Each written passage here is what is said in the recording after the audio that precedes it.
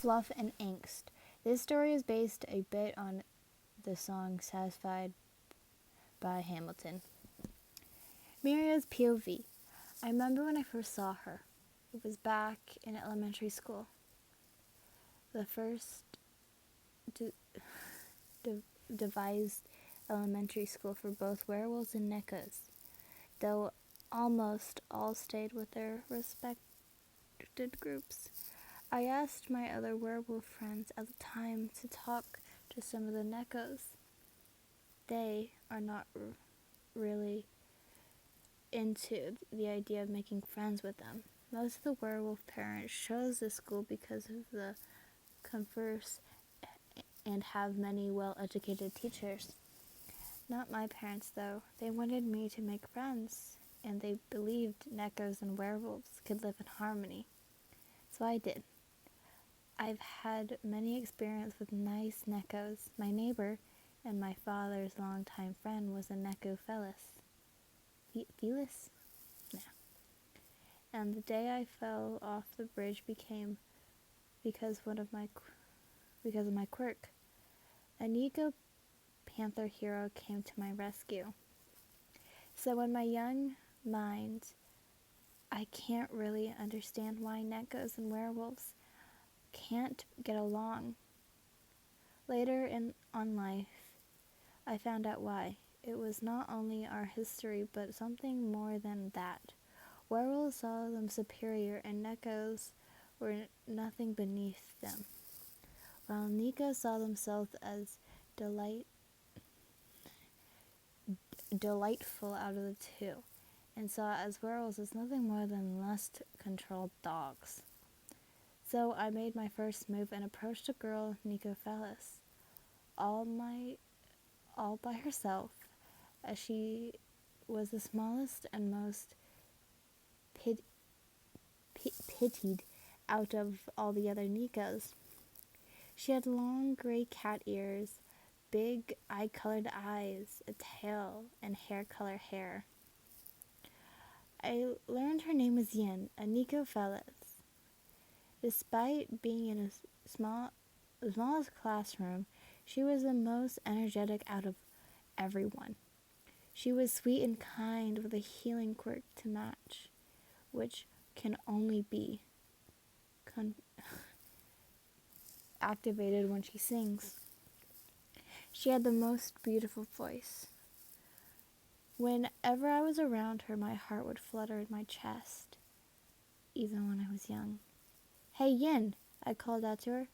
"Yes, Mirio?" she replied. "I've decided. Even with my odd quirk, I'll become the best hero, to save lives, to make a world safe for both of us," little me told her, pouring my heart out to heart. Yin smiled sweetly as she stood up. "Then that's a good thing. That's when I grow up, I'll be a doctor, so I can take care of you when you heroes get hurt saving lives," Yin said with a bright smile. All the blood ran to my face as my heart pounded and tightened in my chest, so I pulled her into a tight hug and taking in her scent. She smelled so of freshly cut grass and lavender. In the 3rd grade, I met Tamaki. He was a shy Neko Panther. He was a really cool guy with a strong quirk to go with it. Yin and I got 2 different classes in 3rd year, so why not make a new friend in this class? Being a new transfer student is awful, especially in a Neko and werewolf diverse school. Werewolves already don't like me, and the Nekos already had their groups or cliques, until strange young alpha approached me. He was the first person to approach me and talk to me. He shone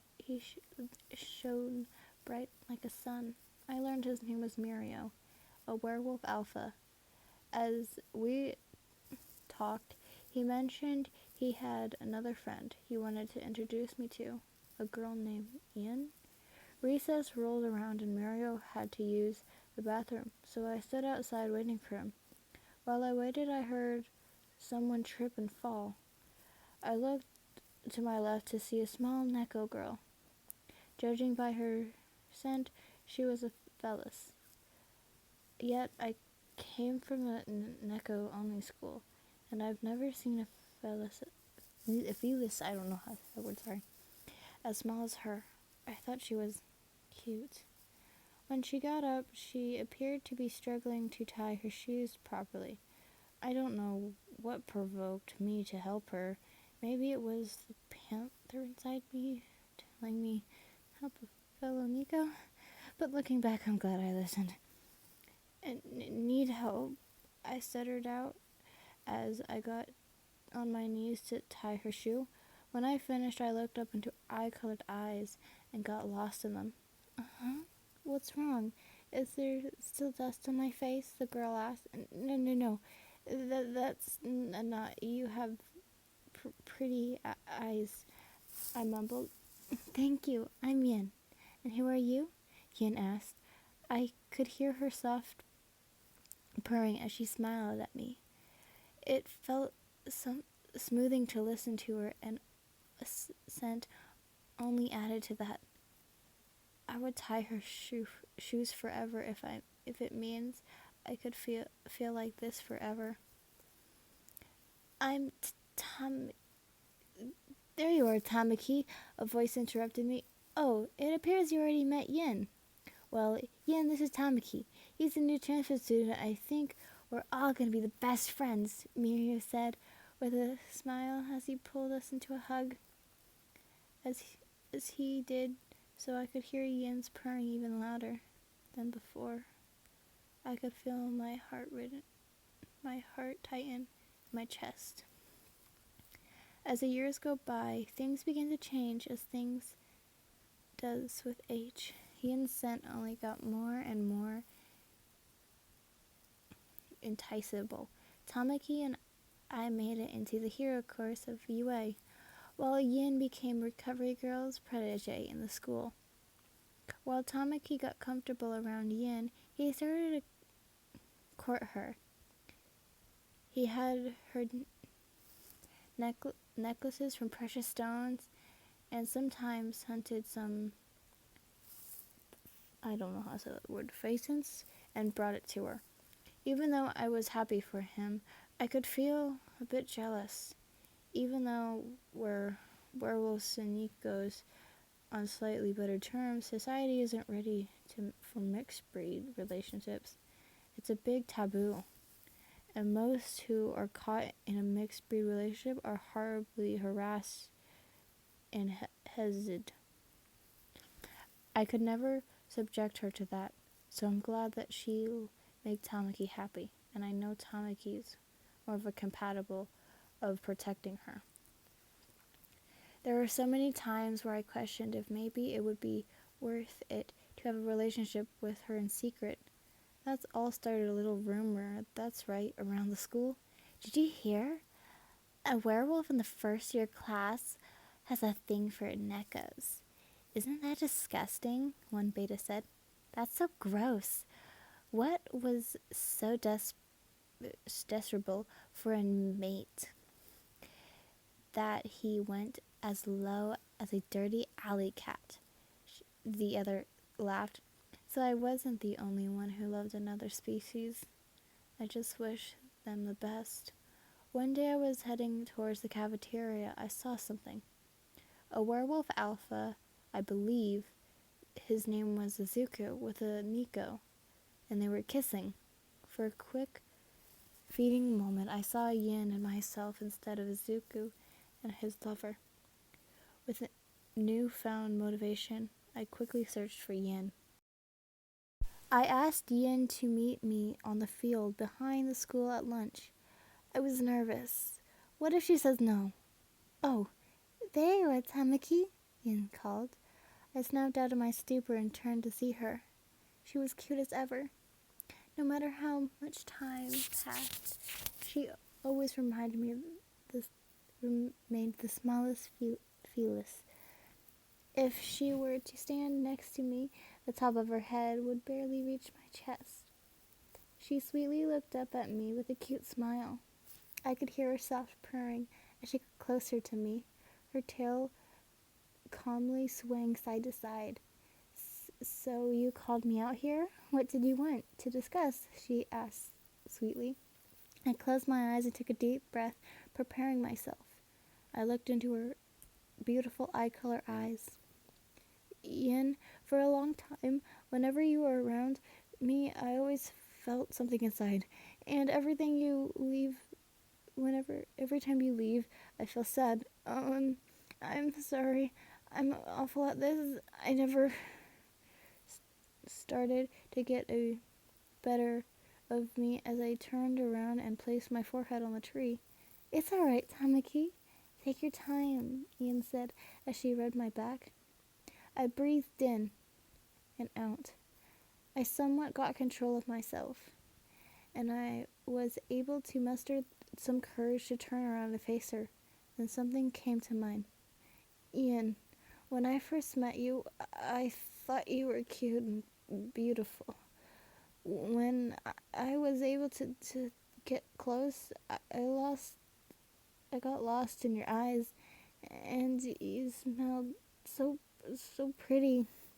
I stuttered and mumbled. I looked down at our shoes and saw that her shoes laced became loose.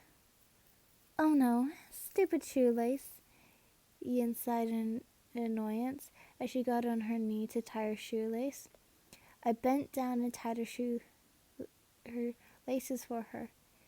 This is how we first met. When I was able to look into your eyes, the first time I thought was, if I could remain this close to you forever, I would tie your shoelaces forever, I said to her. Yin's face turned slightly red. Her face showed a bit of shock. I could feel my nerves taking over, so I closed my eyes and showed her the necklace I made for her. Ian, will you become my mate? I asked, not looking in her eyes. Of course, Ian said as she wrapped her arms around my shoulders. That's when I felt much of a wave of relief, knowing that I was able to claim her before anyone else could. That day I stood there, as I saw Tamaki claim Yin as his mate. My heart broke into 1,000 pieces, yet I could never hate Tamaki, so I did what I should have done. I buried my feelings for Yin in the very back of my mind, even though as I still never was able to get rid of my feelings for her 15 years later. As Miriam made his way to the longtime friend Tamaki's house, he knocked, and who answered was Tamaki and Yin's youngest daughter, the runt of the litter, Sophie. Uncle Mirio, you're here, Sophie chirped in excitement. Hello, young lion. Are your parents here? Mirio asked with a cheerful smile. Mirio, it's good to see you, a male quiet voice called out. Mirio, welcome, a sweet voice followed. Mirio looked up to see his closest friend. Mirio smiled and picked up Sophie. Thanks for having me over, Mirio thanked, hiding his fluttering heart as he looked from Tamaki to Yin.